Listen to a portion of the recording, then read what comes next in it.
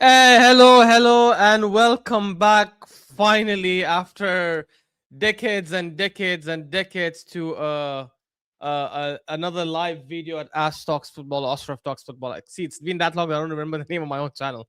That's how mental it is.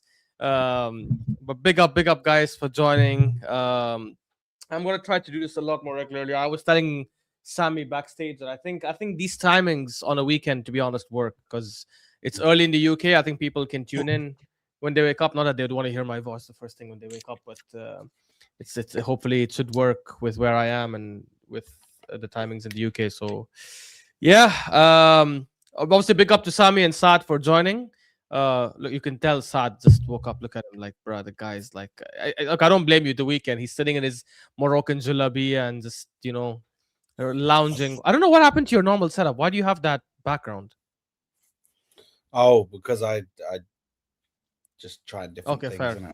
fair, I fair, felt fair. like I'm Fair. I starting to hear you. experiment with the other things, so I'm like, let me just sit in the lounge, bro. Do you know what I mean? Do you have a green screen, by the way? I do, but I'm not using it right now. Look, my finger disappears. But if I was Oh. using the green screen, then my finger, you still see it. But I haven't got it No, set up because on I this. was actually going to say that it looks good because I've seen people use the same background like Hamza and all, and you can tell there's no green screen. Like when they Ah, move a but they little bit, use it it. disappears. They use it with a with me. It moves, but I'm using a camera. These people, they use it with the camera for the laptop. The laptop camera Which is is not good enough. awful. It's awful. Yeah. Fair, fair, fair. There's no point of using it. Hey, big up Saad with the camera and everything, bro. Big up Saad. Sami! For What starters, up, guys, man? those who don't know, Sami is just recovered from a surgery, just got out. So obviously, we wish him a quick recovery. He still Thank you, bro. uh, came clutch. That's how you know a true brother, bro. Like comes clutch even after a Oh, like, surgery. So how you feeling, bro? I'm feeling good, man. Feeling good. But Arteta, the fraud, man, just ruined my whole. I have a sick leave for a Recovery. couple of days. And recover. I'm like, okay, I'm gonna chill, watch Arsenal, and then just it is what it is, man. And we're gonna talk about it and unwrap it here. Yeah, man, I hear you. I hear you, bro. It is annoying, honestly. I wanted to do. I was honestly planning to do a stream for such a long time, and I was like, I can't wait to do a stream and talk about how we're gonna win the league and we're dominating and destroying every team and capitalizing and we're 10 points clear and all that shit. And look, I still think we're winning the league. Don't get me wrong. I'm not gonna go crazy and say we're not winning it. I think we are winning it. I think we are the best team in the league. But I said this yesterday on Catch's channel. Big up to Catch and SB Domestics. Um, yeah. I think, and even the football terrace. I think we're just. I think we're the best team. Don't get me wrong. We are the best. We are better than everyone else. But at the same time, I think City's just being too generous as well. Because the reality is, if this was City from a couple of years ago, or if this was Liverpool from last season, we would not be 7 points clear right now. We probably would be like somewhere around if we would be ahead, I think we'd be 1 or 2 points ahead. Or City might have been ahead of us by now, or Liverpool would have been ahead of us. So yes, we have been the best team in the league. Deservedly, we are top of the league right now. Deservedly, we're top of the Champions League. But we have also been quite fortunate that the other teams have been horrendous this season, especially Liverpool and City. I don't know. What do you guys think? Am I exaggerating? Am I just going over the top, or do you guys share the same sentiment? Go on, Well, sorry, for Alex. me, personally, I think we folded. We folded against Nottingham Forest. We had an opportunity to capitalize, especially that City lost to Manchester United. Nobody expected that, except for Ash is the only one who predicted a win for Manchester United. But we haven't really capitalized, and that's really the sad part. And we're giving them a leeway. We're giving them a chance to get back. I mean, we could have been now 9 points ahead of them, and we're comfortable even when we go to Etihad somewhere in April. But we're allowing their mistakes to go that easy, and it's just reviving their hopes. And they just signed Semenyo, and apparently also Mark Gay, he's gonna also join Manchester City. So and this is the thing, I told you guys before that City always sign players in January, and they will drop money for whoever they find, market opportunity or not. City are known to spend money. And that's the thing with Pep and his team. If he gets a tune out of his team, I mean, Semenyo start really scoring with along with Haaland, I think it's going to be really tough for us. And if we keep dropping points, silly points like those, I mean, it's frustrating to watch. Honestly, one of the worst probably games, along with the Chelsea one as well when we drew with 10 men. These are the two games that I really look at, and I want to reflect and see why it's happening. And you can see also the frustration of some players like Rice. I think he's the talk of the day with what he said, and I feel him, man. I feel him. It's pure raw emotions coming out of him. It's frustration. I mean, you're having this chance to expand the gap between you and your rival or your main contender, I would say, which is City. And you're not really capitalizing. I mean, why the hell are you doing that? Now, I don't know if we should break down the game here or later on the stream, but I would want to talk more about the game. But I'll allow Saad for now, and then we can talk about the game later. Yeah, man. Yeah, we'll discuss the game. Go ahead, Saad. Yeah, tell me. Yeah, I'm fuming, man. I don't think we let one slip. As you can see, I was the more of the calmer of everybody, or the Coropod lot. I was the more of the calmer guy against Liverpool, because I thought, okay, it is where it is. Do you know what I mean? We dropped points against Liverpool. As much as we want to clown them or we want to say like we should be slapping them up and everything, at the end of the day, they still do have good players. They still do have stars in their team. Do you know what I mean? So you can't just if you don't slap them up, you can always use that excuse to say, you know what, they've still got stars in their team, this and that. This is Nottingham Forest with Sean Dyche that are struggling to score goals, are struggling to keep clean sheets. And we've just given them a clean sheet. Just said, you know what, we're not going to score one goal. This is 100% an opportunity missed. And the thing is, people are going to sit here and say, oh, well, we're still going to win the league. But, bro, what happens if Aston Villa start ramping up and start winning games again and go on another winning run? What happens? And then they win more games than we do. And we keep on drawing games. Because this is a situation we have to look at. We have to look at now, which is yes, the conventional top six are not in the title race, and maybe Man City are faltering away and just going away from this. But also, if you look at Aston Villa, they've got a decent run of games that they could possibly win. You know, so I look at the situation that we're in. We need to buck our ideas up. Listen, we're gonna get into the game. We're gonna speak about it, but I'm livid, bro. Like I had to go to one of my friends' parties after the game, yeah, and yeah, clearly we can tell. I was livid, man. I was livid, bro. I was just in there, yeah, and I was like, bro, just don't talk to me. Nobody talk to me, because like I was livid. Like the anger that I felt yesterday, like. It's mad, and I know what you're saying, Sami, about that thing that Rice said, bro. I feel no sympathy for him, for nobody. I don't care if you have done good performances this season. I don't care if this, if that, bro. You lot need to chat to each other, because you're all responsible for it on that pitch. I don't care. There's nobody who can hold their head high on that pitch yesterday. I'm sorry, nobody.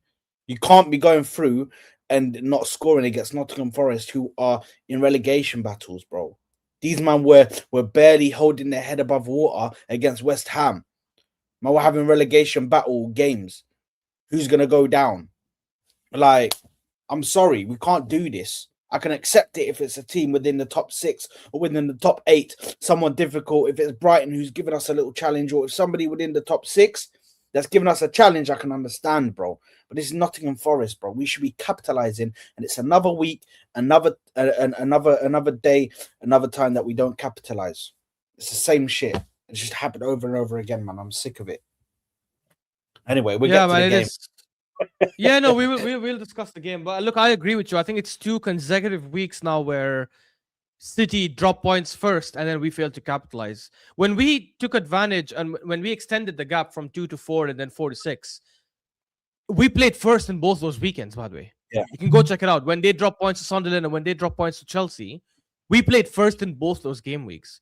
When they played first and drop points to Brighton, when they played first and drop points to United, when we went after them, we bottled it as well. And this brings me back to that Liverpool game. I'm sorry, guys. Like, I know people will say Liverpool, it's a good team on their day.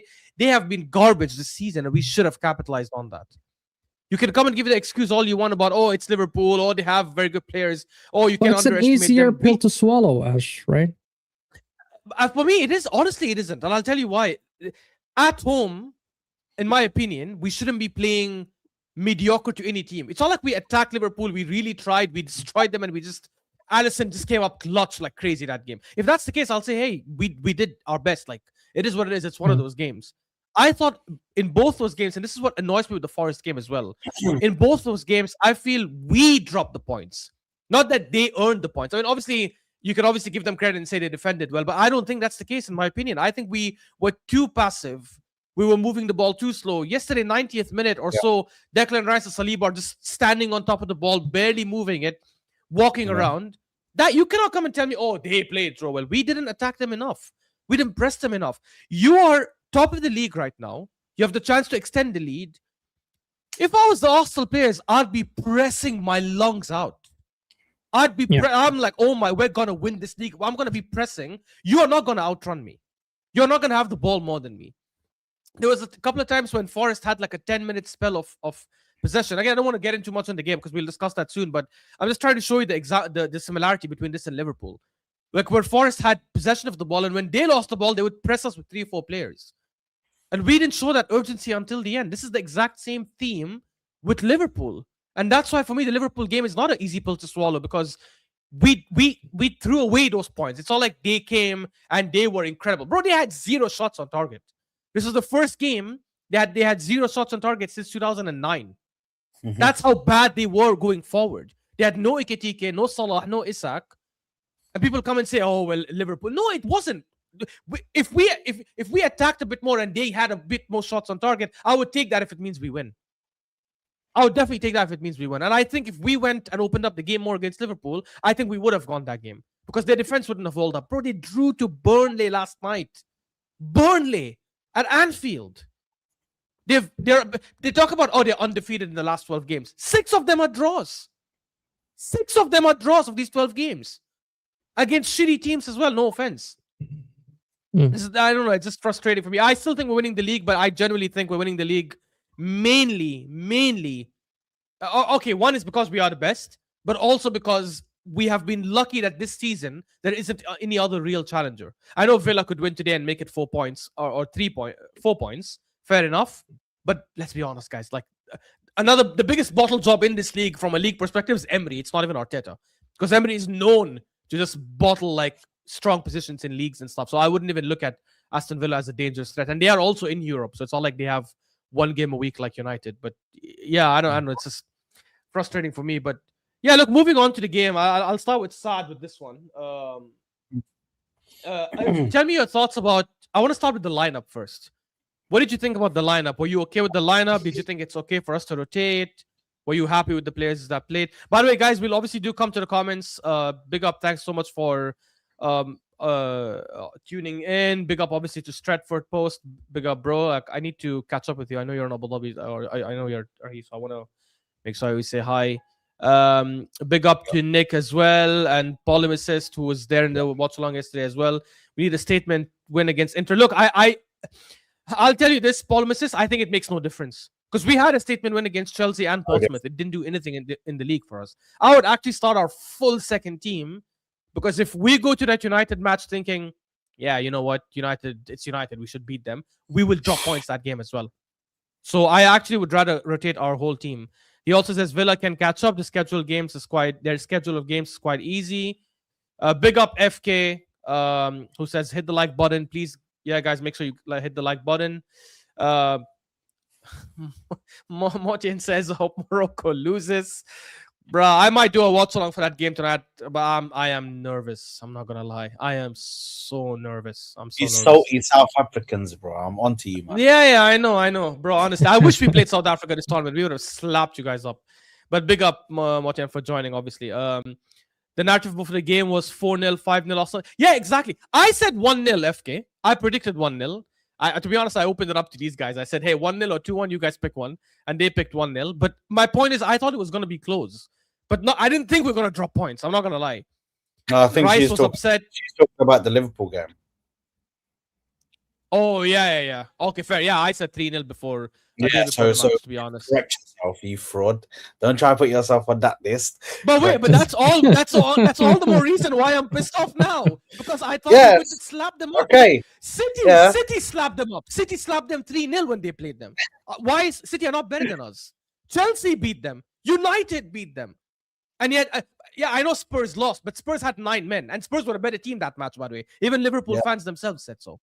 And we went up against them, and they were the better team. That's crazy. Rice was upset. Yeah, bro, I saw that when he said every effing time. Every like, I was fucking like, bro, time. I think this guy is also like shit. Like he's done with this. Dyche Everton last year. Yeah, last year was 0-0 Polymices, but I think last year we were just playing quite shit all season. You guys are clearly going to win the league. Why so grim? Tahir, I agree, but I just think like we're only winning the league, in my opinion, because all the teams have been bad. What if City suddenly pick it up and start going on a 10-game winning streak, which is not impossible to say. But anyway, sorry, yeah, going on to the lineup. Saad, what did you think of the lineup? I thought it was infuriating. I don't know why we're taking this game as the secondary game and taking Inter as the first game. Like, what is all of that about? This is the most. The league is your bread and butter. We're top of the league in the Champions League. Nobody can catch us. I don't know where Inter is, but I'm pretty sure they can't catch us if they beat us, or even if we draw. Which the likelihood of them beating us? What's the likelihood of them beating us? They're very unlikely. Our defense is too good. Even the last game, it was decided by a penalty. Do you know what I mean? It was, other than that, it was pretty much a stalemate. So I don't understand why you would play the secondary team. Trossard needed to play on that pitch, bro. Trossard needed to play in that fucking game, bro. He needed to play. Why are we playing Martinelli? Bring Martinelli off the bench. That is what has been working. That is what's been best. Just because he scored a freaking hat-trick against Portsmouth, all of a sudden we're gracing him and saying, yeah, this guy is the new whatever. Like, bro, why are you playing such a lesson team?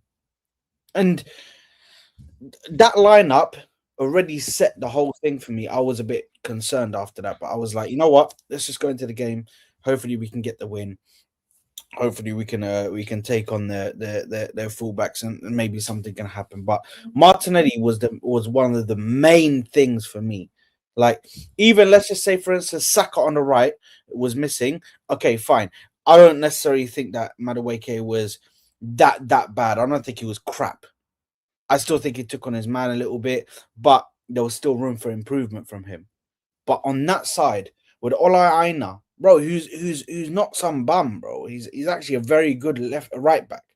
He's not some bum who's just gonna let somebody go past him. He needs somebody who is technical, somebody who's very good on the ball, somebody who's able to get past his fullback, who is Trossard. Trossard may not be the fastest player, but Trossard knows how to get past the fullback. We've seen him do it multiple times. So I don't know why Trossard was not starting in this game. But that was one of the main things for me that was pissing me off. And also, we need Calafiori back, or we need Hincapié back. I'm so sick and tired of seeing Timber at fucking left back. It throws off the balance of the team so badly because he is right-footed and he can't play left back. These 2 games here have shown it. He can't play left back. It isn't good for him. I don't care if people say, oh, he's not versatile then. I don't give a fuck. He's the best right back when he plays at right back. He's the best right back in the league, possibly one of the best right backs in the world. Obviously, Ashraf Hakimi takes up the first spot. But he's a brilliant, world-class right back. Why are we moving him from there to left back? He's shit when he plays there, bro. He looks so uncomfortable. He looks so, like, off balance. Bro, I don't know why we're playing him there. So those are my 2. That left side, it just pisses me off, bro. When I saw it, it pissed me off because this is the game that we should be prioritizing. This is the bread and butter. This is what you should be going for and saying, you know what? If we play a full strength team, we kill City here. They're done. And even Aston Villa might get you know what? These men are serious. Like, do you know what I mean? But it's a missed opportunity again, bro. So yeah, that was my thoughts initially on the freaking thing, man. I was fuming when I saw the starting lineup. I know you Sami, lot actually, before Sami goes, big up, Catch, bro. I don't know if this is SB Big up, or That's Catch, but yeah, catch. big up, bro. Yeah, that's Catch. Okay, fair enough. Big Hey, up, Catch. Thanks for having me last night. It was a very, very fun and heated stream, which was nice. Make sure you guys subscribe to the Catch as well. I'm gonna put his link in the description as well, along with Saad and Sami's channels as well. Um, and then FK just says we are just shit. To be honest, you guys are crap. I'm not gonna lie. When you took the lead 1-0 yesterday, and I saw Florian Wirtz score that goal, I'm like, yeah, you're gonna slap them up now. And honestly, that work Ekitike did on the left, I was like, I wish we had a strike. We're gonna come to Gyokeres because I am heated with this Swedish bum. But we'll come to him. We'll come to him. All in good time. Go ahead, Sami. Lineup thoughts. Well, I think the lineup, barring maybe Martinelli. I mean, I wouldn't play Martinelli, especially knowing that most likely we're going to dominate possession and we're going to try to break a low block. And Martinelli does not do well when you have the position of the ball. We've seen it plenty of times. And not only that, the thing about Martinelli is he was riding solo there. And that's thanks to Arteta's tactics, because not only Timber is playing left back and he's not very good at it, but also he's been inverting. And Arteta went to this inverting shit, I mean, that we used to do back in 22-23 with Zinchenko. And Timber is not really very good at inverting. I'm sorry. I don't like seeing him inverting in the midfield. It didn't look right. The left side, I mean, even statistically, if you guys watch the game, it showed that the majority of our attack came from the right side. Like 60-70% of our attacks or attempts, and where the ball is which areas is quite in the right side. I mean, we played against Nottingham Forest, who conceded 13 goals from set pieces, and we're known to be the king of set pieces, and yet we haven't really managed to score a single one. And we have Gabriel and Saliba and all our big guys there, and we couldn't score. It is also shambolic from our side as well. Martinelli missing a sitter. You shouldn't have missed that. I mean, that was an obvious, most easiest chance you can get. And for somehow he shot it wide. I don't know what was going on into his mind, because that was a very easy tap in. We could have went 1-0 up. Let's talk about our captain, since you're talking about the lineup. Odegaard, the worst player on the pitch. The worst, absolute worst player on the pitch. He offered absolutely nothing on that pitch. Nothing, not offensively, not even worse than Gyokeres, in my opinion. Worse than Gyokeres, in my opinion. Maybe you disagree. That's fine. Even Gyokeres had a bad game. I'm not saying Gyokeres was good, but what I'm saying, Odegaard was even worse, because as a midfield, I mean, creative midfield, you're expected to create chances. You're the captain. You're supposed to, lead the team, and you have not done that. And when it comes to Arteta's tactics, the substitutions were absolutely weird. Why the hell would you play Mikel Merino, and you have Eze? You have Eze on the bench. Why you don't play Eze, and you give him like pity minutes at the end, which is 10 minutes or whatever of game time he played. I mean, that was you removed the creative midfield. Get to another creative midfield. Don't bring me Merino. I'm sorry, I don't rate Merino that highly. Maybe you guys disagree, but I would say Eze would have done maybe more if he played instead of Merino. That's just my thought. I could be wrong, and we would never know, but that's just my opinion. And also, people want to talk about the VAR decision about the handball. I mean, I wouldn't cry much about it. It could be a handball, could not be a handball, but still, we have 90 minutes to score, but we couldn't really score, so I'm not really going to cry about the VAR, because Timber should have been sent off, in my opinion. There was a second tackle from him that deserved a yellow card, but he didn't really get it, and that was really good. And also, the wingers did not really cross as much. Madueke, all his crosses were shit. Martinelli never crossed the ball as well, and if he does, it crosses way off. So that's why I don't really put a lot on Gyokeres, because if he's missing sitters, then yes. But he's not missing sitters. And he's not positioning himself very well as well. So it's a very interesting conversation. He did miss a sitter yesterday. We'll again, I'll talk about Gyokeres later, but fair maybe enough. I missed it, but for me... The 1-on-1. Which one? when he ran past Murillo and Murillo caught up to you're him. right. Yeah. I remember. That's and the Murillo that's the catch kind up of with- run. Those are the Yes. kind of runs people told us No, he does in the he's supposed Portuguese to do league. that. 100%. No, he fucked that up. That he's supposed to score that. He's supposed to score that. But how many times we've seen him, get such chances? Not many. No, but still, that's not he should have Sami, done that's better. your He should have done better. as a striker, that's your bread and butter. As soon as you're on that run, Yes, and I'm giving the stick for it.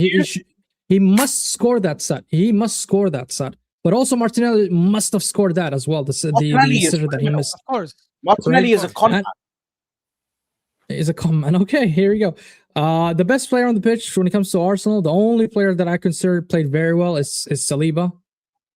That's the only thing that I can say he played very well. The rest, for me, Saliba played very well. I think he had a very good game. But overall, we really looked bad. And thank God that Manchester City in 2026 they haven't had a single win in the Premier League.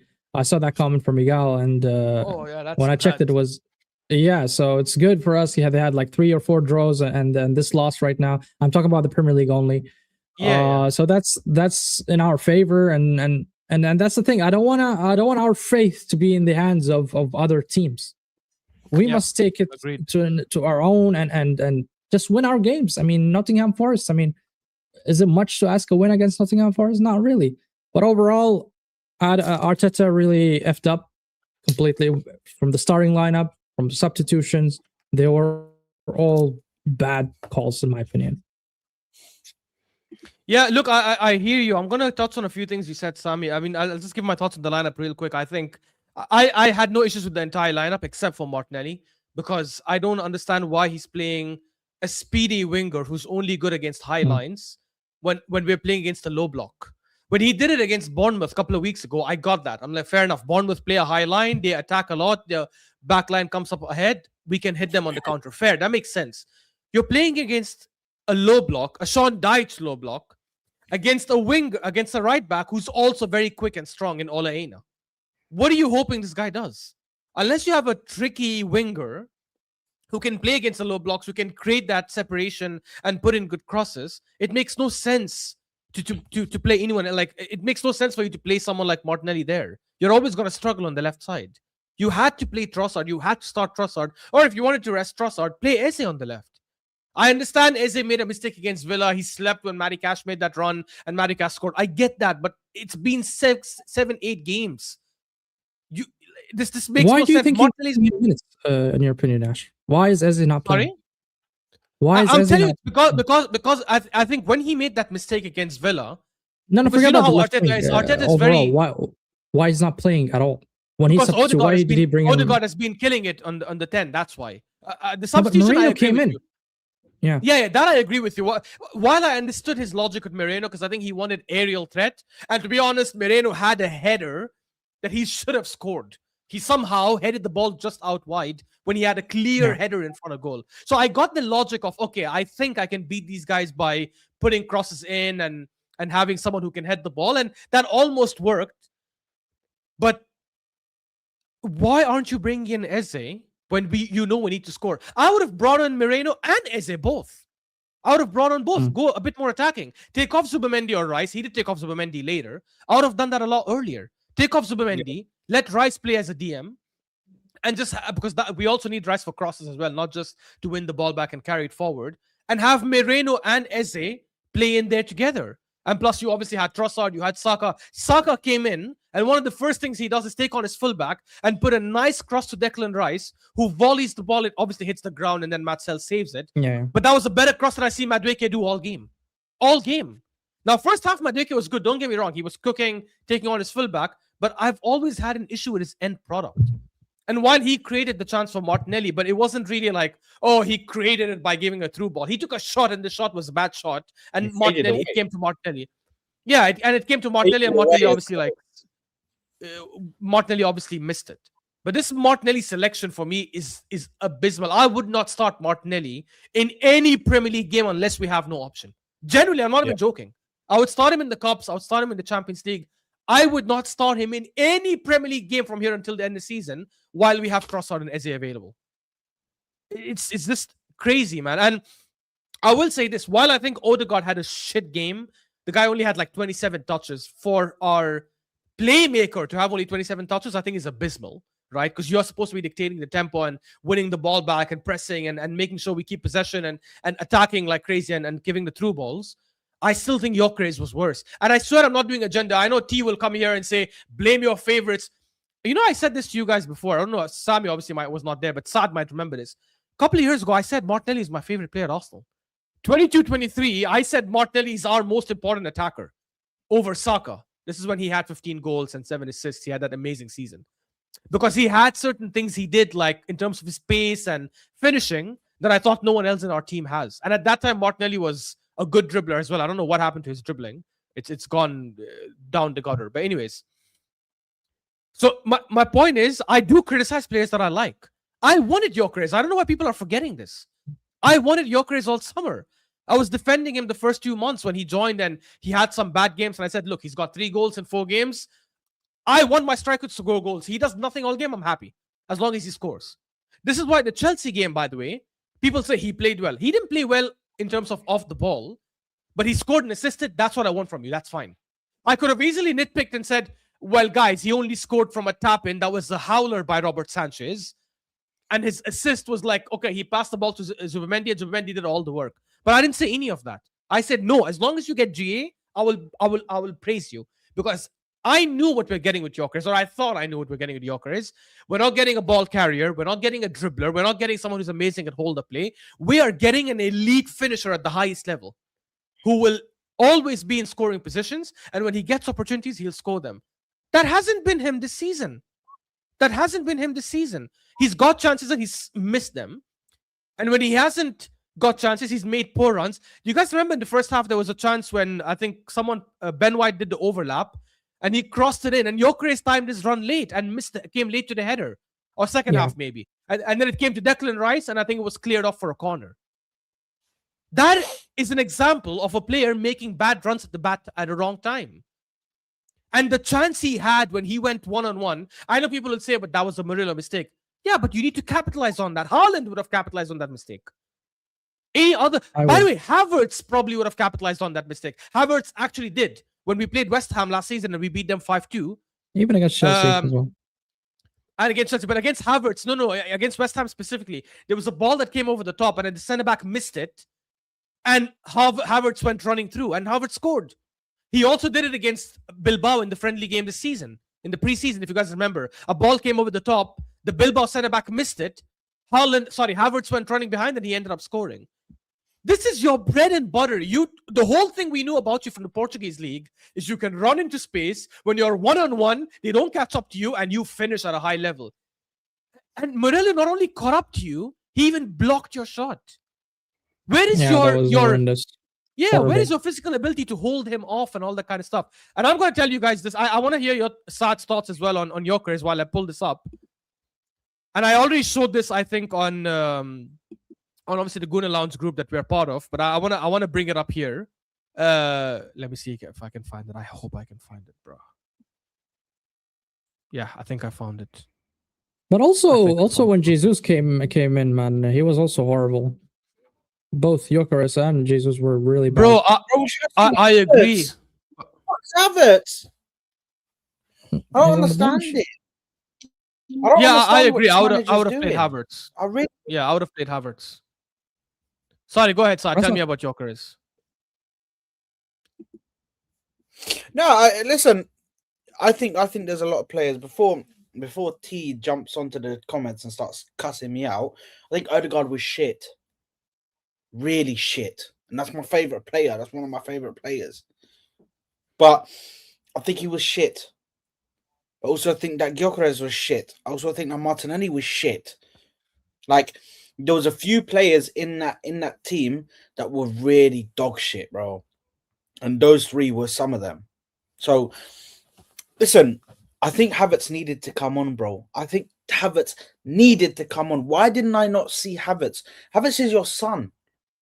You were bringing him on constant. You were starting him constant. There was games where he wouldn't always start, even though we were begging for something else. And you were still starting him. Where's that all gone? Like, come on, man. He has to manage the minutes, Saad. Yeah, it was like 25 minutes. Can the guy not play 25 minutes? Are we like he's an athlete, bro? This guy is not. You gotta knock. You're not throwing me onto the pitch and saying, "There you go, Saad, go attack." Bro, if I jump on the pitch, I might fucking like do my ACL. You might have scored. You might have done better. Yeah.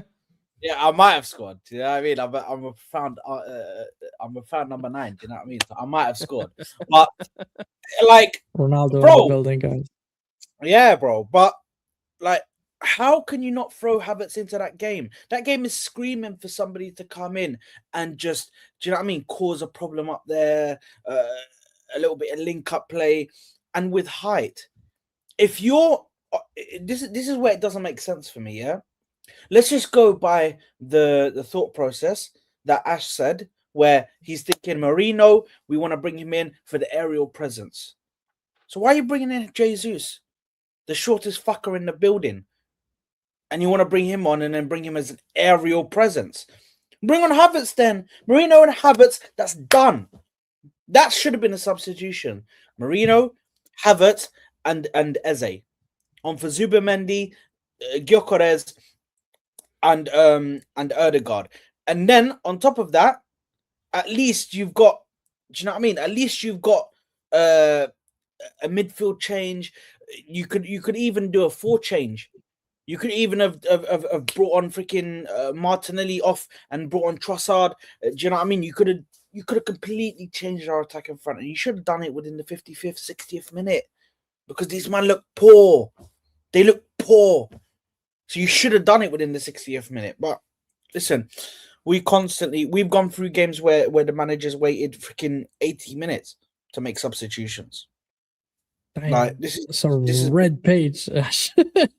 yeah. Guys, I'm sorry. I have to show this because this for me is one of the worst. Like, guys, so this is the comparison. I just took screenshots because I already did this comparison before. I didn't want to go do it again on Squawka.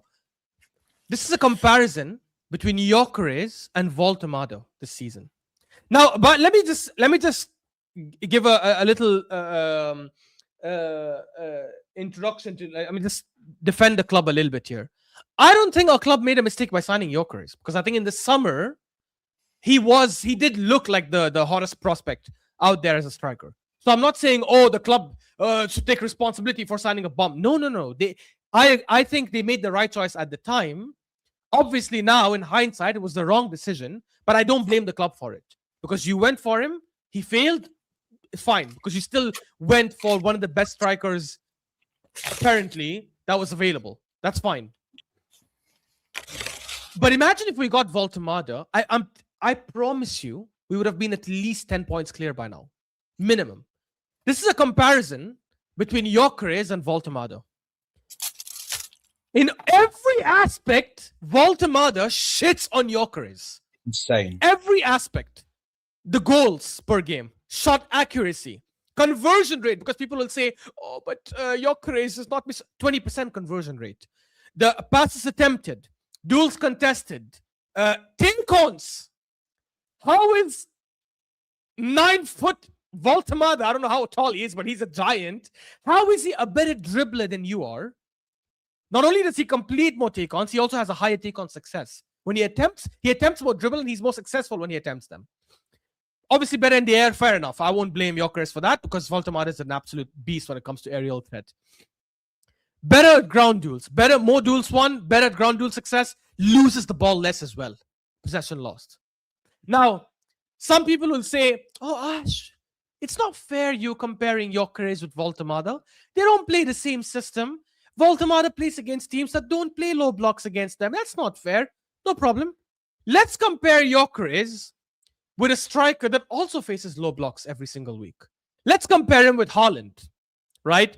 Now, forget the goals, because we know Haaland is an absolute beast when it comes to goals. So I'm not even going to say get Haaland's goals number. Forget the goals. No problem. Haaland is an alien. Haaland also creates more chances. Sorry, creates less chances but has more assists. Fair enough. That's not on Gyokeres. Better at passing. Contests less duels but wins more duels overall. Better in the air. Again, not Gyokeres' fault. Haaland is absolutely a beast when it comes to height. Better at take-ons, which I would expect Gyokeres to be better than him at. contests more duels, loses the ball less as well. And obviously conversion rate. Where is the conversion rate? I don't even know where it is now. I don't know why it's not here. I think I only did it for Voltamada. But I remember his conversion rate was also better. Now again, let's assume people say it's not fair comparing Haaland and Gyokeres because Haaland, City don't play the same way like Arsenal. No, actually Pep attacks a lot more, which by the way is an absolute BS argument. It is fair to compare them. It's also fair to compare him with Voltamada. But fine, no problem. I'll entertain that argument as well. Let's compare him with another striker in our own system, in the Arsenal system. Havertz last season versus Gyokeres this season. Havertz shits on him in every single metric. And you guys know I don't rate Havertz. It's so dire when I'm saying, oh my God, I miss Kai Havertz. That's how crazy it is.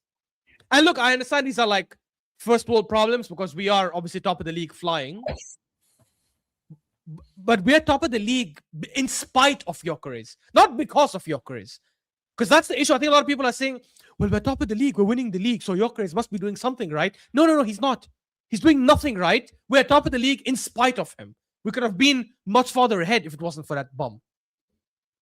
Look at this. Havertz destroys Gyokeres in every relevant metric for strikers.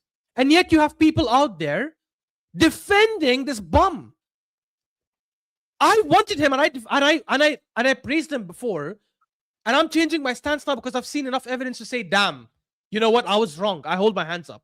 The same way how I held my hands up about Gittins. Hey, I think Gittins will kill it. Turns out he was a bum in the Premier League. He didn't do it. Fair enough. I hold my hands up. Some people, TK, hooks, are so emotionally attached to players sometimes. Especially, I don't know why Hooks does this. TK not as much, but to be honest, TK is doing it with Gyokeres as well. They're so emotionally attached that they cannot just come and say, this guy's been an absolute bum. They're like, oh, talk about your favorite players first. Oh, the guy has been a bum. Saka has not been the best this season. Martinelli's been crap for 2 years. Jesus should be sold eventually. Lots of players have been crap. Declan Rice wasn't that good last night. Saliba, in my opinion, I disagree with Sami. I think Saliba wasn't that great. He was too slow on the ball. He made one or two mistakes when he got pressed and lost the ball. I think Gabriel was the better defender. Timber was diabolical. In not only this game, even in the last game against Chelsea as left back, he's been diabolical. He did one good thing yesterday where he was inverted in the middle and he gave a through ball to Jesus in a dangerous area. And Jesus, obviously, I don't know what happened after that. I can't remember. But he was diabolical after. But see, we can call out players. Why are people having this weird Gyokeres defense league? Thank you, FK. FK says this is a 10 out of 10 performance from Ash. Came ready with the receipts. Yes, 100%. Because men lie, women lie, numbers don't. You want to compare him with Voltamada, he shits the bed. You compare him against a striker who plays against low blocks, shits the bed. Compare him against a striker in our own system, shits the bed. It's okay to say, damn, we signed the bum. It's fine. It's not going to work out. And I said this before we signed him, by the way, and I was an idiot to say I think he'll be the exception to the rule. I did my research, guys. From 2005, and I only went to 2005 because I didn't want to go so long. I only did 20 years. I promise if I go another like 5 years, I would have this stat would have remained true. In the last 20 years, every single top scorer in the Portuguese league went on to become bums after they left the Portuguese league. Not a single one made it. Zero. Not a single one made it. And I said in the summer, I have a feeling Gyokeres will be the exception. I was an idiot. Was I mad? Why did I think he was going to be the exception? I also did another research, by the way. In the Prem, right? Yeah, no, outside the Premier League, outside the Portuguese league, sorry. Anywhere they went, La Liga, Serie A, wherever they went, they flopped. Wherever they went. Not just the Premier League. Jackson Martinez, I don't know if you guys remember him. He was at Porto. He was... Falcao made it. Okay, fair enough. Falcao made it Atletico Madrid. Falcao's the only exception. But yeah, Premier League was mainly the thing. You're right. No, but wait. No, sorry. I wasn't wrong about Falcao because Falcao was never top scorer. I said top scorers. Whoever finished top scorer of the Portuguese league always went to be a bum outside the Portuguese league. Bas Dost, Taremi, Jonas, Gyokeres, Darwin Núñez, Jackson Martinez, and the list goes on. There's so many. I did another research, by the way. Big up to ChatGPT, and I verified the information, but I used ChatGPT's help. I'm going to ask you guys this. Let me stop sharing. The other argument people make for Gyokeres, Sami and Saad, is that, and I said this before and I take it back. I'm completely wrong about this. I completely take it back. Usually you give players like 1 or 2 seasons, right? You give them 2 seasons to adapt, to see if maybe by the second season to pick it up. Because some players come in the first season and they don't perform that well, right? Like Bernardo Silva and Rodri and some other midfielders who have come in first season. Yeah. Gabriel, when he joined us, Magalhaes, first season. If you guys remember, they used to call him a bozo. Eventually, he started getting better and better. Fulham against Mitrovic. Yeah. Yeah, exactly. Gabriel was not even the first season. Gabriel was the first 2-3 years. Yeah. Can you guys name me one striker in the last 10-15 years, one striker who came in to the Premier League, was a flop in his first season, and then eventually went and banged after in the Premier League? Name me one. Can't remember off the top of my head, but Diego Costa was good at his first season. He was one of the top scorers. He had 21, 22 goals in the Premier League in his first season. First season. Yeah. So Diego Costa's not it. I'll help you. The answer is 0. I don't think there is one. The answer is 0. This is the list of strikers that have joined the Premier League and had less. Let's take 15 Premier League goals. I think 15 is fair. Anything less than 15 in your first season, I would say that that's not good, right? This is the list of strikers since 2010 that have joined the Premier League and had less than 15 goals, right? Javier Hernandez joined in 2010, had 13 goals. Now, he wasn't a flop, but he was a bench player. So it made 13 goals for a bench player is actually a good number. It's a very good number for someone who was coming off the bench all the time, Chicharito. Edin Dzeko, he joined in January. He had 6 goals. That's fine because he joined in Jan. Suarez joined in Jan. He had 4 goals, but again, he joined in January. He didn't join in the summer. Aguero joined in the summer, 23 goals in his first season. Dembaba joined Newcastle in 2011, 16 goals in his first season. Papi Cisse joined Newcastle in January, 13 goals in those few months. Nikita Jelavic, for those who remember, Everton, joined in Jan, 9 goals, and obviously continued being a flop after. Giroud, the great Giroud, joined Arsenal in 2012, 11 goals in his first season, and again, he was obviously a flop because his best ever scoring season for us, by the way, was 16 goals in the Premier League. That's how bad Giroud was. There's Lukaku with 17, Benteke with 19, Boni with 16. I'm trying to find the ones that are below 15. Alvaro Negredo, Man City, 9 goals, big flop. Roberto Soldado, 6 goals, big flop. Give me someone who's got less than 15. Graziano Pele, Southampton, 12 goals, flopped after. Martial, 11 goals, flopped after. Someone with less than 15 goals. Give me a name. Alvaro Morata, Chelsea, 11 goals, flopped. Richarlison, Everton, 13 goals, flopped. Raul Jimenez, 13 goals for Wolves, not that great of a striker to be fair. Mitrovic, 11 goals, left to Hilal later. Sebastian Haller came with big reputation, 7 goals at West Ham, flopped. Timo Werner, Chelsea, 6 goals, flopped. Cavani, although he came quite old, so I don't blame him, 10 goals. Obviously didn't make it. Chelsea, Kai Havertz, 4 goals in the Premier League, flopped. I've done the research. There isn't a single striker that came in his first season and had a good season and then flopped. Sorry, a bad season and then recovered after. Ahir is saying Thiago. Which Thiago? Who's Thiago? Igor Thiago. Is he talking about Igor Thiago? Yeah. Let me see. Igor Thiago. If it's Igor Thiago, I'll give you credit for that. Really, Tahir? Igor Thiago joined last season. He only played 8 games. He only played 8 games. How's that fair? This season, he's played 22. He's got 16. And last season, the main attackers of Brentford, correct me if I'm wrong, were Mbeumo and Wissa. These were the main 2 strikers. It wasn't Thiago. So that's not a fair comparison either, Tahir. There you go. I'm telling you, I've done the research, guys. Like it's he's not gonna turn it around because the strikers that banged immediately in the first season, there is a reason they banged because they had the ability.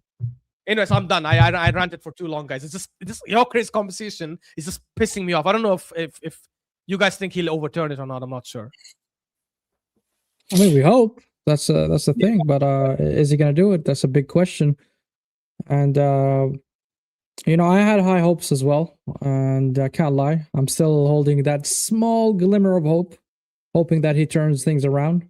But because we will need it, in especially in the UCL knockout stage, the big moments and all that. If he, let's say in the Premier League he doesn't score over 15 goals, okay, just for the sake of the argument, by the end of the season, and let's say that somehow in the UCL he helps us in the knockout stages with very big moments, very important goals. That is important for me. As long as you score in very important games, it's important. But is he going to be the striker we're going to rely on moving forward? I highly doubt it. I mean, yeah, we went for the highest prospect, as you said, and he didn't really. I mean, he's 27 years old. He's supposed to be at his prime, so we're not going to wait for kind of development or anything like that. So if he's not the guy, then we move on. Simple as that. I mean, I have no emotional connection with the Gyokeres or favoritism. I would say for me, whoever is the best should play. That's it, and whoever is the best, try to get him. Agreed. Yeah, man. I agree, man. It's one of them ones where, listen, I was fighting for Gyokeres to sign before the season started, and I think, to be honest, a lot of us were saying that it was Gyokeres, we should sign him, this and that. But I came to the realization, because before I was saying that, like, oh, it has to be the system, or it is the players that ain't passing to him, and this and this and that, and I truly believe that. But when I'm seeing this guy making when I'm seeing the runs that he's making, and if I compare them to the runs he was making at in Portugal, and anybody can say, it's because he's coming up against a low block, but he was coming up against low blocks in Portugal as well. Portugal, he was coming up against low blocks, and he was still able to make very good runs and get in scoring positions, and was able to link up with his right wingers or left wingers. Do you know what I mean? So he was still able to do it. But here, I think the level has gone up, and he's not been able to match it at the moment. Now, it all remains to be seen whether he can do it in the second half of the season. Listen, he still has a season to try and score. I mean, he has to go on a mad scoring run now, scoring hat tricks every game to try and hit the markup that Ash has set for him there. Because, like, do you know what I mean? But I agree with you. I think we can utilize him if he's able to score important goals for us this season in the Champions League. That's very valuable. But whether he's going to be a consistent striker remains to be seen, man. Remains to be seen. Hopefully, we've got the diamond in the rough, man. Hopefully, we've got a diamond in the rough, and this guy could be the 1 in a million that crushes the stat that Ash has brought up, because that's damning stats, bro.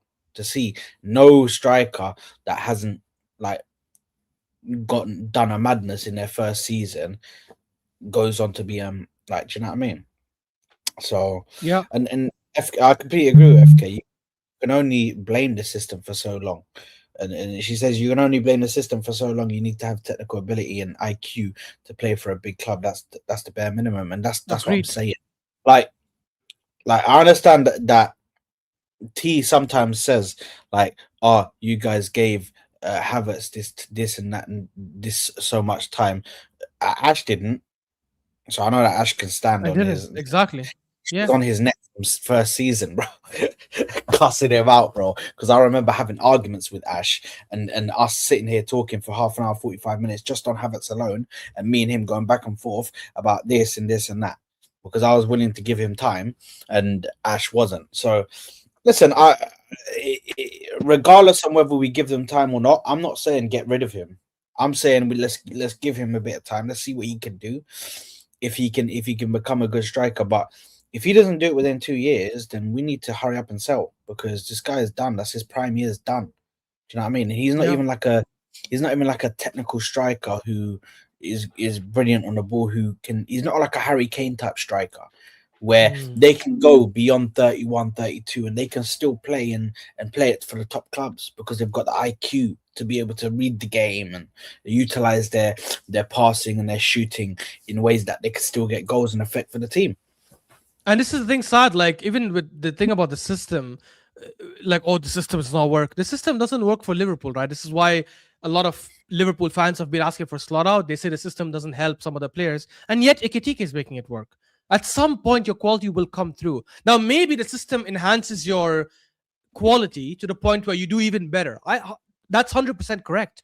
But if the system is bad, you should at least have a floor of performances.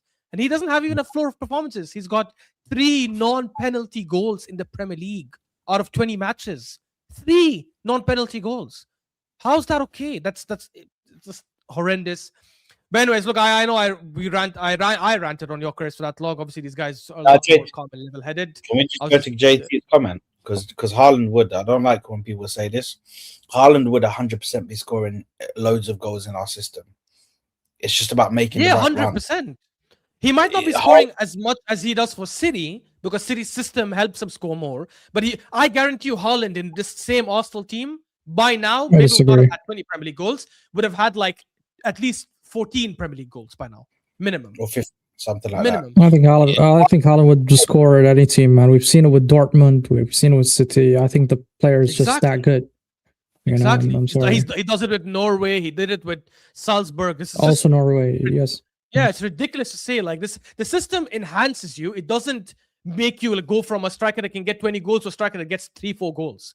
That's not true. That's impossible. The system might bring you down by a few goals. Name one striker who has scored 20 in the system. Bro, but there are strikers that still scored more. Havertz scored more. Nobody's telling him score 20. Just be on like 11 goals by now. 12 goals by now. Is that too much to ask, 40? Nobody's saying go and have like 20 goals by now. Nobody's saying that. He's been playing so bad this season. And his conversion rate is only like 20%. We just showed the stats. I don't know if you missed it, T. Voltemad has better conversion. Havertz last season had better conversion. Haaland obviously has better conversion, but Haaland takes a lot of shots. So you would expect Haaland to sometimes get lower conversion because he takes too many shots in every game. And yet he has a better conversion than him. Just insane. And he's like, where is your soccer at? First of all, we did rant about Odegaard. We did speak about him. I think you missed it, right? I've always ranted about... Yeah, he was dog shit, exactly. And I ranted about Arteta yesterday on all the channels I was on.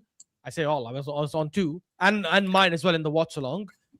And yes, we can rant about Saka, but you're missing the point. Saka, at least we know, at his best, he can do certain things. We've seen it many, many times. We've seen it this season. Odegaard, same thing. We haven't seen Gyokeres. What is Gyokeres good at?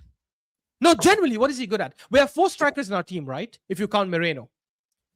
He's not the quickest because Havertz is quicker. He's not the best dribbler because Jesus is a better dribbler. He's not the best finisher, at least not at Arsenal, because Trossard and Moreno, I'd argue, are both better finishers than him. At least for Arsenal, they have been. He's not the best in the air. Moreno and Havertz are both better than him in the air. He's not the most physical because every defender bullies him off the ball. Elliot Anderson yesterday bullied him off the ball. So what is he actually great at? What is his attribute that makes you think like, wow, Gyokeres at that attribute is elite? Can't even be positioning because his positioning is disgusting. His first touch is awful as well. Can you go? First touch is one of the worst I've seen, bro, honestly. Can you go to this Luminous comment, please? Because I don't know what he means by that. I'm assuming you mean because we're talking so negatively. Did you want me to come on and be like, "Way, 7 points clear. Yes, we're gonna win the league. Yes, woohoo! 7 points clear. Yes." Brother, get your fucking luminous, like this. Obviously, thank you for tuning in, but this is such a brain dead comment. For starters, I don't make any money off YouTube. I'm not even there yet where I make YouTube money. So your comment is already factually wrong. Secondly, the whole point of us discussing things on a panel is to discuss what's happening at the club. Otherwise, if all we have to do is talk about did we win, did we not win, Why even have streams? Just come by the end of the season. Hey guys, what did you think of the season? We won or we didn't win, or we'll just analyze it we win or not. What a stupid, stupid comment. We're analyzing something that's happened in the game and things that have happened this season, which is exactly what we've been discussing. Gyokeres has been shit. There's nothing to hide there. And I already said we're winning the league anyways. But yeah, thank you anyways. Not with that performance. Yeah, look, I hear you, Sami, but the reality is the other guys are also so shit, man. Like, we don't have any team that's really been like adding that sort of pressure. City did for a little while when they were 2 points behind us, but then, bro, they've bottled it even more than us. But anyways, guys, look, I want to move on just to the last two topics, or the last topic, let's say. We'll talk about the United game at the Kurapod.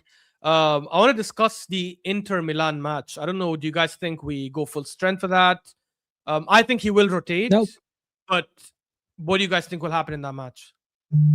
I don't want to see a single player from the starting 11. I don't want to see Saka. I don't want to see Rice. I don't want to see even David Raya. I don't want to see.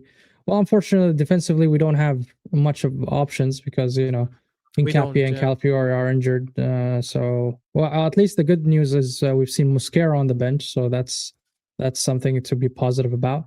But overall, I think in the UCL specifically in the league phase, we are 18 points, which is 3 points clear from the second. I can't remember who's second. I think it's Bayern or whoever it is. Second is Bayern, correct. Second is Bayern, 3 points behind us. Okay, so assuming that we lost to Inter, okay, I couldn't care less. Yeah, I couldn't care less because the next team is Khairat unknown Almaty. team. Yeah, whatever that is, man. I mean, who's that? Hey, hey, no, big up to Khairat Almaty. I was in Almaty just 5 months ago. I went past the stadium. Big up to Almaty, but yeah, they're gonna get slapped celebrated, up. Or they should. Them man celebrated when they celebrated when they got Arsenal because they're like, oh shit, we're going to London. Away, bro. They were like, whoa, day out, bro. Oh, that's the team actually celebrated in the camp. Okay. Yeah, I remember that. That's the one. But yeah, I mean, it tells you everything. I mean, at the end of the day, even if Bayern, let's say Bayern wins the next 2 games and we lost to Inter and we win against Illuminati or whatever that team is, and Almaty, bro, Khairat Almaty. Oh my, he said Illuminati. Illuminati is insane, bro. Man said, what I'm saying is, bro. I think we're gonna end up first or second. At the end of the day, first or second. It's a good position in the UCL, and we're gonna get we're gonna be favorites and go into the knockout stage, having a favorite team. So.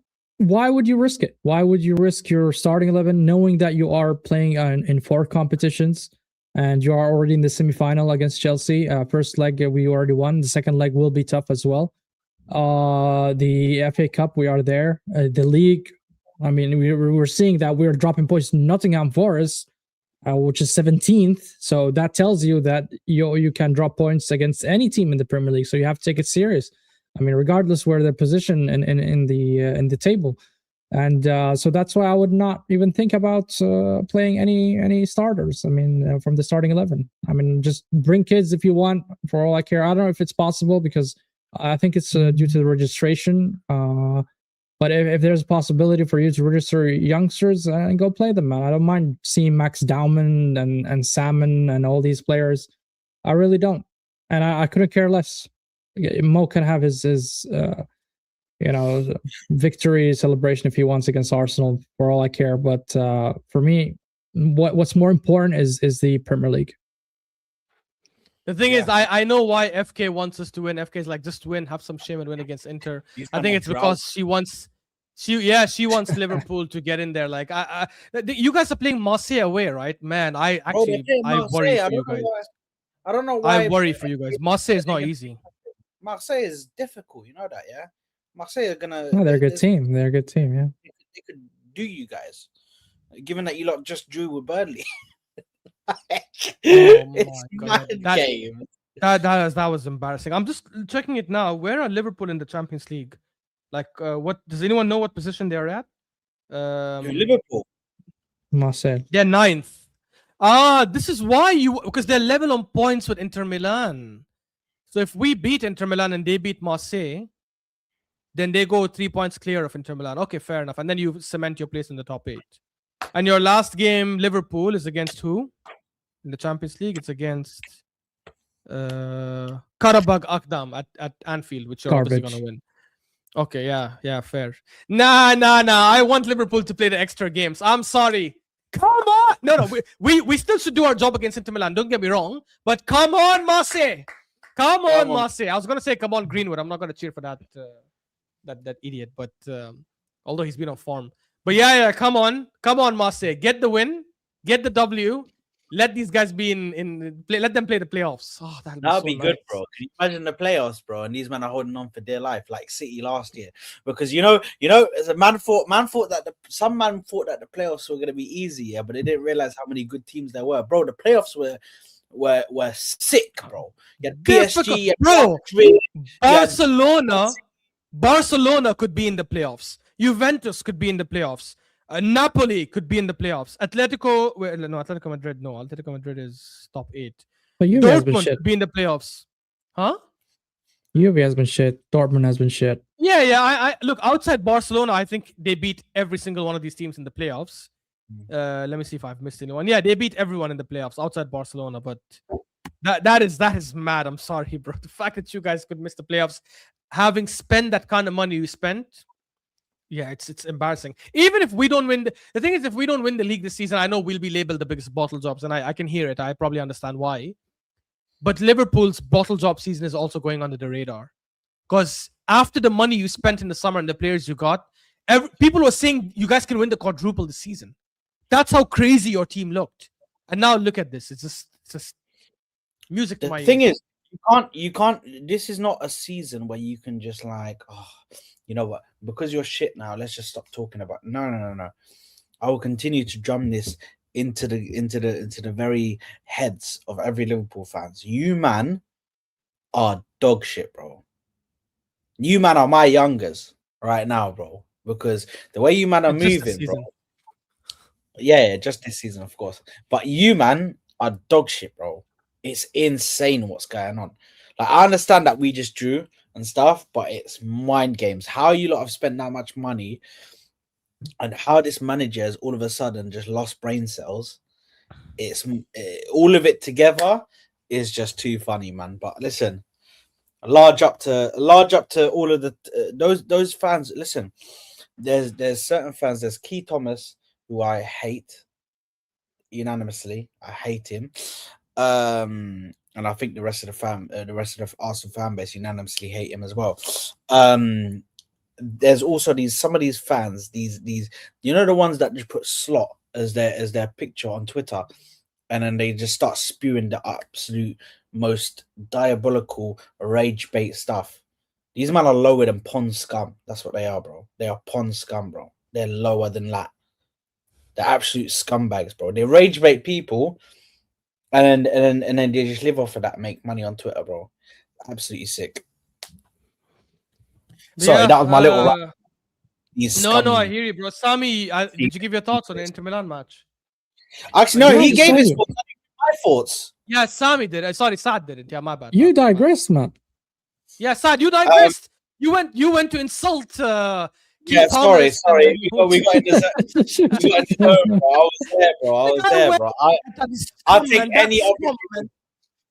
I'll take any opportunity to diss those fans, bro. Do you know what I mean? Yeah, some of the other fans are alright. FK's alright, man. But Aaron and these. Yeah, FK is cool. Aaron is cool, to be honest. Let's just throw Hassam in there. Hassam's alright and all that. Do you know what I mean? But Hassam, I don't. He's my brother. I'm gonna just throw him in there.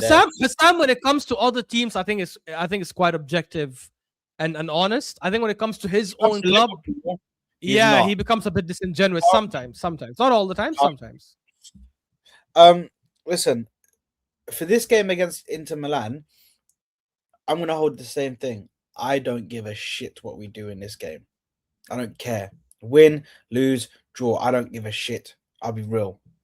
Because we don't need to. We're sitting top of the league, 18 points. I mean, we don't need to do anything. And we're gonna have Kairat Almaty after, which we're probably gonna win. Most probably, we're gonna slap them up. Slap them up. So what you need to do is play Eze. I need a full 90 minutes from Eze, yeah? Don't take him off. Full 90. Yeah? And then just play, do you know what I mean? Just play fodder. Do you know what I mean? Don't play some of the starting 11 people, bro, because we need them fuckers for Manchester United, because that is going to be a difficult game, man. These man, the way they're rising up for this for Michael Carrick in that game against Man City. Listen, we're going to get to that in the Corapod. By the way, Corapod tomorrow, people, 7 p.m. Yeah. That's gonna be a crazy episode, bro, and we'll know we'll know what's gonna happen in the game tonight. So it's all gonna be mad. Do you know what I mean in that stream, bro? But Bro, I ain't gonna lie. If Morocco don't win, I don't know what I'll join anyways. But I might be pissed off the whole stream. I'm not gonna lie. Bro, I'm gonna cry, bro. Well, not cry literally, but like, do you know what I mean? Souls will probably cry. Bro, he cried when we got through. Yeah. The man cried when we got through, like, which is fine. Look, I hear it. I have no issues with him, displaying his emotions. Big up to Souls, but imagine if I think if we win the tournament, he would cry as well again. Yeah, he is gonna be crying 100%. Big up Souls, man. Big up Souls. Man is in tune with his emotions. I like that. Nah, brilliant, man, brilliant. But yeah, I don't care, man. That's I agree with everything. Yeah, I agree. I agree with you. Look, I'm not saying we should go and lose. Of course not. I'm not saying go play like Salman and stuff like that. No, play the second team. Again, defense, as Sami mentioned, we can't rotate that much because of the injuries we have. I don't know. Was Mosquera back yesterday? Mosquera was on the bench. Yeah, he was. Okay, so I mean, if he's fit enough to play and start, I might bench one of the two centre backs and start him. Not even bro. Give him 45 minutes, bro. Maybe. Maybe. Or maybe bring him off the bench second half if needed. Unfortunately, we have to start. I would actually start Timber right back. Let him just get back that confidence and that momentum, because as a left back in these last 2 games, he's been abysmal. Maybe give Skelly a turn. Definitely start. The thing is, I don't like starting Norgard. I want to ask you this question. Where's Ethan? He played against Portsmouth. No, he started that game. I think he played the whole game, if I'm not wrong. I haven't seen him on the bench. He looked a lot better than Eze that match. By the way, Eze played the whole game against Portsmouth. And was one of the worst players on the pitch. He needs to redeem himself ASAP, and he's gonna start against Inter Milan for sure. He needs to redeem himself, bro. Like I think Waneri will play well, because I think Waneri enjoys these kind of games, and he'll get spaces to dribble. He'll get opportunities to try and score. But Eze needs to make a good account of himself. I would definitely start Martinelli. This is a game that works for Martinelli. A Champions League game where he'll get opportunities to run at the team, where he'll get chances to make to go run him behind. Inter Milan are not the defensive team that everyone thinks they are. They actually take the game to the teams, and they go on attack, and they send players forward as well sometimes. I definitely would not start Gyokeres. I don't even want him. Honestly, I would not even bring him off the bench.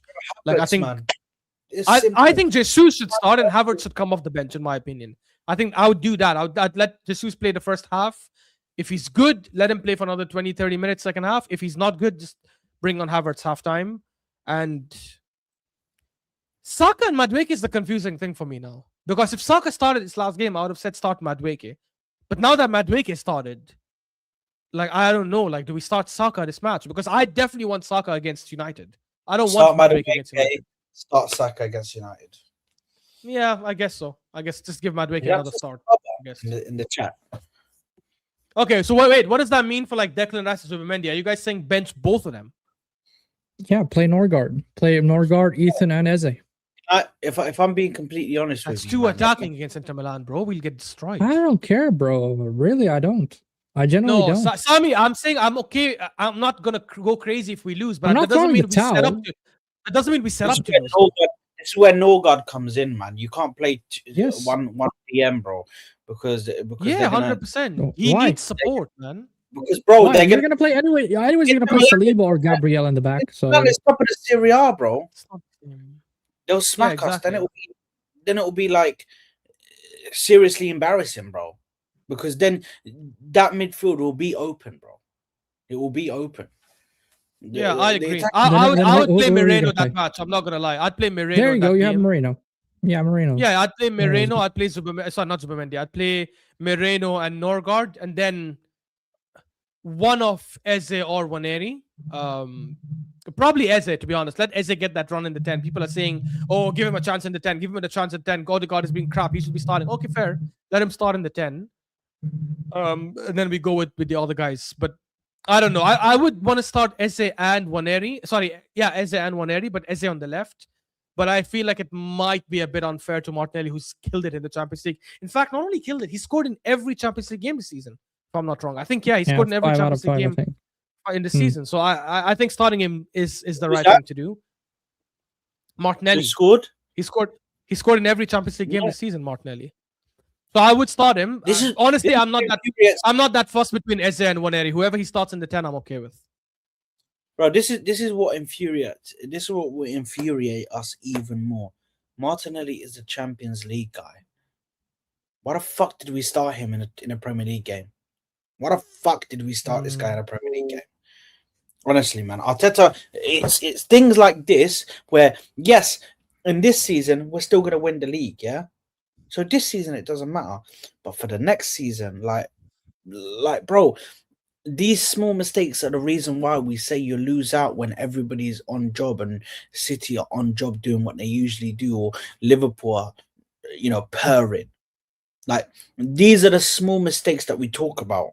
That you take risks. Speaking of mistakes, Saad, do you think this is Arteta's fault, or do you think that he's just lacking ideas to break down teams and probably set up the team differently than he usually does? Have you guys got time?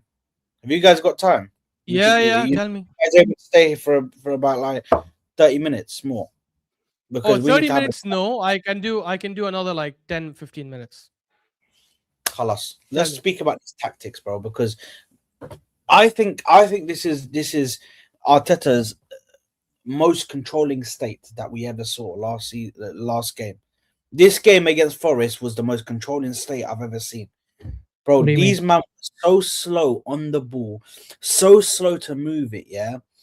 And it's weird because anytime a team plays, like, anytime a team tries to attack us or anything like this, yeah, the intensity from us rises, bro. But then anytime that there's no space and it's low block settings, the tempo is so slow and we're just sitting there. And this is the 80th minute, bro, and we're still sitting there thinking, where should I pass? Oh, should I go on the left or should I go on the right? I don't know. Like, bro, why are you thinking? Why are you thinking on the ball so much? You have to be quick. Get the ball to the next man. Get it forward as quickly as possible. Get a crossing. That's all your job is. Or get a low-driven cross into the box so somebody can get onto it in the middle of the box. Man running into the box. That's all you need to do. But these men are just thinking on the ball so much. I don't think that's majority of the players. I think these players are being told to do this. And if the players are being told to do this, it's sick. You think Arteta's telling them to have lack of urgency? No, but he's telling them to remain in control of the game. Yes, exactly. It's about don't lose the ball. Exactly. This is what I'll back Saad. So people keep asking this question, which I find ridiculous. And I'm not talking about your question, Sami. I'm talking about like when people are attacking us and saying, you really think Arteta's telling them don't attack? You really think Arteta's telling them don't go forward? I don't think he's telling them not to go forward, not to attack. I think he's not telling them to have more urgency. If you're in a managerial position, and this applies to not just football, it applies to anyone in a leadership position, you will know you not giving instructions to a team is the same thing as you saying it's okay to not do it, right? If your half-team talk and your talk before the match is not, these guys should not have the ball for more than 5 seconds at a time. If they have the ball, we need to be on their necks. If you're not saying that, you're indirectly saying it's okay for us to not be pressing like crazy.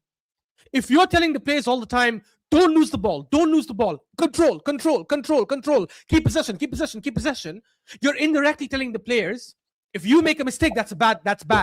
So you're indirectly telling the players not to be that creative, not to be that adventurous in their playing style, because Yeah. you have again, we all know this with Eze. Like again, we don't know it for a fact, but you can put two and two together. When Eze made that mistake against Villa, he immediately stopped playing after that, stopped even coming off the bench for like 4 or 5 games in a row. And I understand why. Arteta is obviously like trying to run a tight ship. He has a big squad. He's trying to show that you need to have discipline. But I think that also plays in the minds of players that if I mess up on the ball or off the ball, I don't do my work and I don't win the ball back. And if I lose the ball, I am going to get penalized for it. I am going to get benched for it. And I think that also is indirectly sending a message to the players that, hey, you need to be conservative so that we don't end up giving away possession and don't end up conceding chances. And I think that's wrong. I think there has to be a balance. Certain games you can do this. Like the way we played against Forest, if we went to the Etihad and played that way, I would have no issues. The way we played against Forest yesterday, if we played that way against Etihad, against City at the Etihad, I'd be fine. But playing like that against the 17th worst team in the league, or playing like that against an out-of-form Liverpool that have drawn 6 of their last 12 matches is unacceptable. There are certain games where you have to turn it up, and other games where you have to slow it down, and most of the other games where you have to be balanced. In my opinion, he does the balanced part a lot of times. He does the defensive part a lot of times, but he rarely does the attacking part. The last game I remember him going all-out attack and really going for it was the Sunderland game when we drew 2-2. We didn't win that game, but I wasn't that upset. I said, hey, we went for it. We tried. We scored and we attacked and we created and created and created. Rufus had an amazing game. And even when they equalized in the 94th minute, we immediately went and attacked again, and Calafiori missed the header, and then Moreno missed the rebound. So even after they equalized, we didn't give up. We kept trying. I can't fault the team for that. You've done it, and then you conceded 2 sloppy goals. It is what it is. That happens.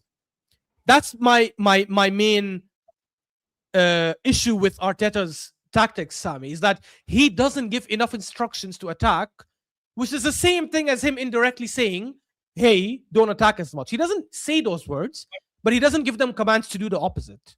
Bro, why have we not? My also one of my big things, yeah, is why have we not seen that midfield that we saw against West Ham? That first half was some of the best attacking football I've seen in this season. That first half against West Ham, before obviously. Well, I'll disagree with you there, Saad. I'm sorry. First of all, Odegaard got injured at 20th minute. In the 20th minute, and then Zubimendi came on for him, and we attacked even better. And Zubimendi helped create the second chance. I think he gave that through ball for the penalty. Actually, I think Zubimendi helped create both goals, if I'm not wrong. The reason I disagree with you there, bro, is I don't think it's a selection issue. I think it's a style issue. Like, I think no matter which lineup we have, no, but it was different in that. No, but in that first 20 minutes, it was still different because the in that first 20 minutes, if you go back and watch it, bro, in that first 20 minutes, it was get the ball to Eze, get the ball to Odegaard, and then you guys just attack through balls. But we played against Newcastle this season, where we played with 2 DMs and Eze as a 10, and we ripped them apart. I don't know where Sami went. We absolutely destroyed Newcastle that match. I know we only ended up winning 2-1. We scraped a win towards the end. I understand. Oh, no, I understand that, and that had nothing to do with the players we played with. No, but this is what I say. That's what I call throwing the kitchen sink at. That's what I call playing an attacking style of football against teams that are going to push us down with low blocks. I think what I would do if we're going in against teams with low blocks, I would put Eze and Odegaard in the same midfield as 2 10s or 2 8s or whatever, and play them there and see what they can do. See if they're compatible with each other or can work with each other. Because in that game against West Ham, bro, do you know what I mean?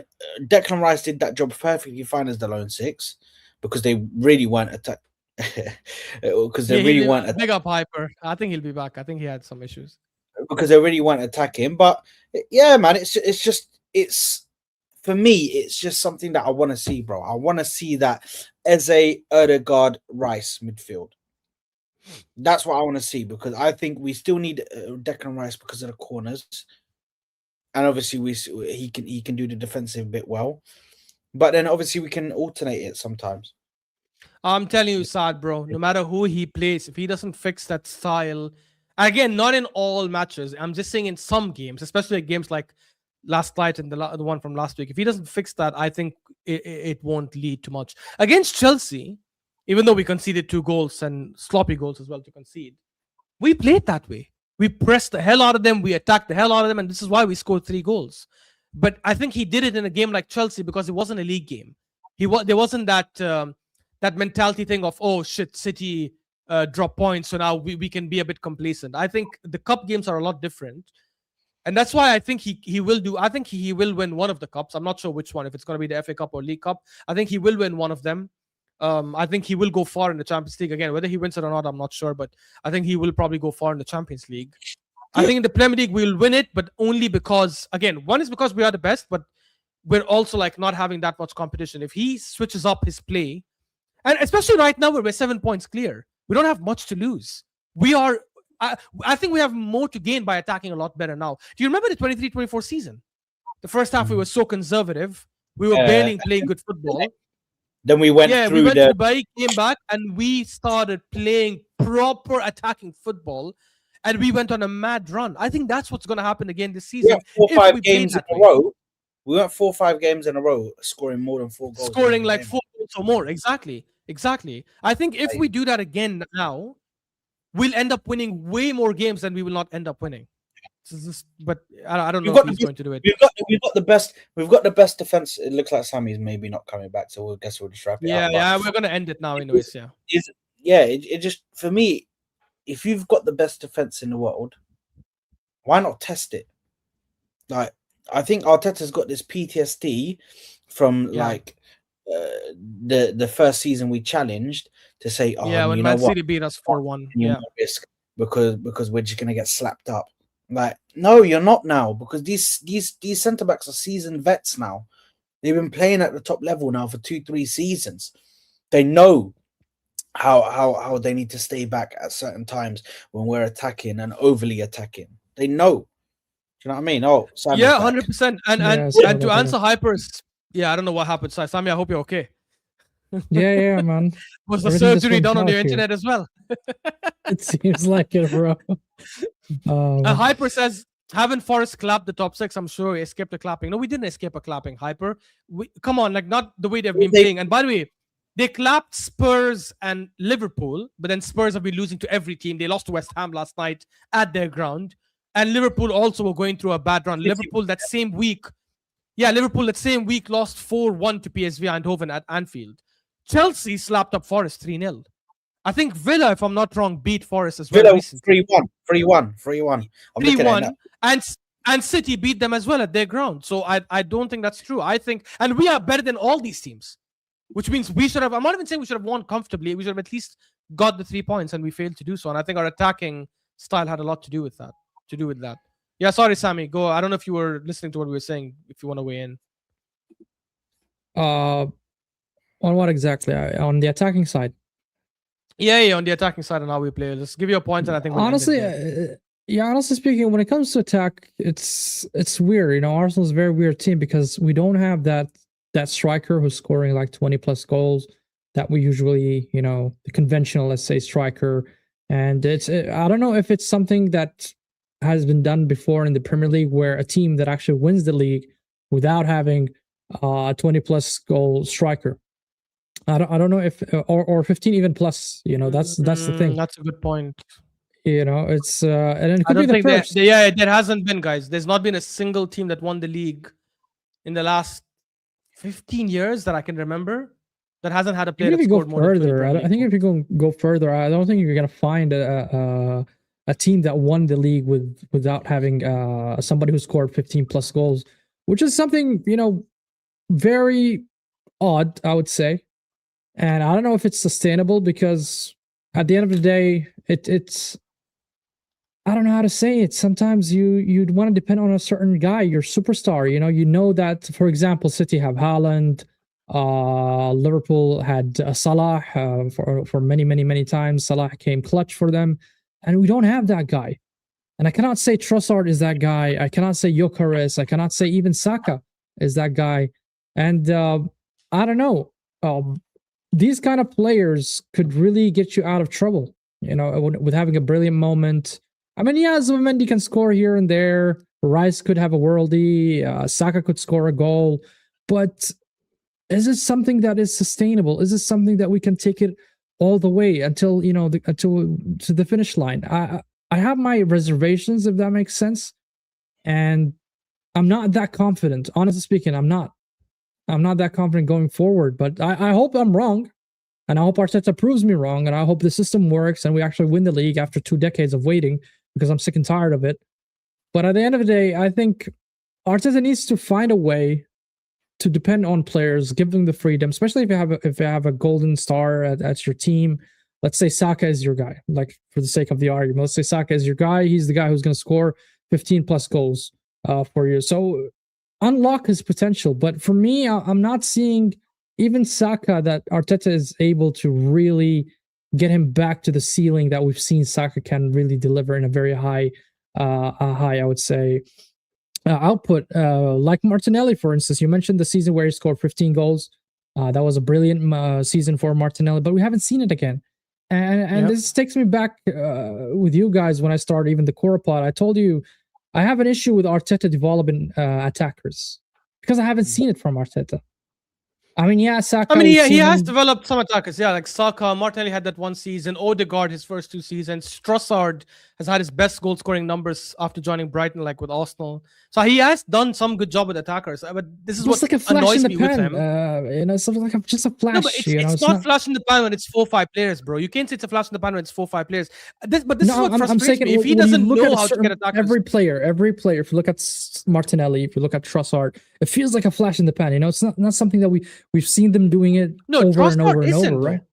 Trossard's goal scoring numbers are all better with Arsenal than they were with Brighton. So and I think he can do even better. I think he can do even better. I agree. But I was just responding to the point that he hasn't done well with attackers. I think he's chosen the wrong attackers. Again, I don't blame him for Gyokeres because everyone was calling for Gyokeres. So I don't think he should take accountability for that. But I think the fact that he's shown us in the 22-23 season and 23-24 season when he broke our goal scoring records, the fact that he's shown us that he can do it is even more frustrating because it means you're just scared to do it. You're just scared. You know how to do it, but you're just scared of doing it and getting punished for it. And I don't think we should have that fear given the squad we have. I think the 23-24 season is clear evidence that we can go and attack like crazy and we'll still keep clean sheets. We'll still have the best defense, and because we have a better squad, in my opinion, now than we did 2 years ago, I think we will win the league if we play that way. I think, I just want to answer these last 2 points before we end up, because it addresses what my point was right now. Like Slot is saying, Slot out. I was going to say Ali A was saying, "You're winning the league, guys. I don't get the overreaction from certain fans. City are in it; they'll drop more points than you guys." That's the thing, Ali A. But I don't. For me, no matter how we win the league, I will celebrate because the reality is we haven't won the league in 21 years. Even if we win the league by scoring just an own goal every single game from here till the end of the season, I'll say, damn, we deserved it, thank God. But my concern is I don't want us to be saying that we're going to win the league because the other teams are garbage. I want us to win the league because we have been the best team and we have actually gone and taken the league. Because if City figure things out, which I don't think they will, I think you're right, Ali. I think they will continue being shit. But let's assume Gehi, who is a very good centre-back, by the way, let's assume he comes in and he fixes their issues temporarily. Let's assume Semenyo continues balling out, as Sami said at the start of the stream, because he's already scored in his first 2 games. I know he didn't do well against United, but let's assume he starts attacking well and scoring goals as well. You cannot tell me for sure that City will not go on a good 8-9 game winning run. They might not, but you can't rule it out for sure. I think Villa will bottle it because Emery is a bottle job, but you cannot tell me for sure Villa will not be challenging till the very end. So if, let's say, City and Villa do pick it up, I want it to be a situation where, hey, you picked it up, but we're already far ahead and we're already much better. You can't catch us. But if they pick it up and we continue this way, make no mistake, they will go past us. When we play City in April, we shouldn't be 3 points ahead of them or less. Because now they will go into that game thinking if we win, we go ahead at Arsenal. It should be like 7-8 points. We're like, bruh, even if we beat them, they're still ahead of us, and their fixtures after that are very favorable. And we haven't been doing that right now, and that's the issue I have. And then the last comment I wanted to address as well before we wrap up is... sorry, I just saw it here. Hyper, we spoke about Gyokeres. I think he's a flop already. And I've showed the statistics and data to prove it, but I guess we'll see. Yeah, this is the comment.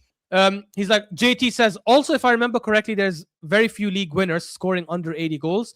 We're at 40 game week 22. Yes, you're right, JT. The last team to do it was Leicester City. The last team to win the league with less than 80 goals was Leicester City. And we all know that was an anomaly season. I don't think we are a Leicester team. Even that season, I do think Vardy was really scoring, a lot of goals. Vardy and Mahrez were killing it, yeah, 100%. But yeah, but on the overall attack, I hear your point, JT. I do think Arsenal will go over 80 goals. I think we'll eventually pick it up and start scoring more goals, but we have to start doing it sooner than later. Like, especially while City are in the dumps, before they wake up and have hope. City, by the way, we all know City had a horrendous season last year, right? They were garbage. It was their worst season since obviously the Sheikh took over and stuff like that. Do you guys know what their record is towards the end of the season? This is the garbage City that was losing to every team. I'll just put it up right here because someone was telling me this and I'm like, 08. No. In last season, towards the end of the season, okay. Do you know what their record was? I'm just looking at their Premier League run here. Just a sec. Bro, from game week 29, they drew 3 games and won everything else. And this is City that were at their worst last season, by the way. I don't know if Saad is frozen or not. Saad? Yeah, Saad is frozen. Which shows that they can pick it up. Exactly. If we're saying City last season, when they were at their worst ever year. Hello? Yeah, we can hear you now, Saad. You're back. Oh, yeah. If we're saying City last season, when they were at their worst, drew 3 games and won the rest in their last, 1, 2, 3, 4, 5, 6, 7, 8, 9, 10 matches, you cannot tell me for sure they will not do it this season. They might. And if they beat us in that League Cup final, that might give them that motivation and momentum to keep going. That bounce because the problem with City's belief as well. It's not just the quality is obviously there. That's an issue, but it's also belief. Right now, I think they also have doubts in their mind that 7 points, we're playing like shit. That doubt is gone. If that belief comes back, and they have the best manager in for me in football history, you don't know for sure. But anyways. Cool, guys. Look, that's pretty much it. I'm going to end it here. Thank you so much for joining. I'm going to try to keep this weekly. I don't know if this timing works for you guys, Saad and Sami. I can even keep it a little earlier if that helps. But I personally think this timing works perfectly for me. So I'll check with these guys. But yeah, catch us. I'll try to do this on a weekly basis. I can't promise a watch along tonight because honestly, I get nervous for Arsenal. I get more nervous for Morocco. I'm not going to lie. And I curse way more than I should.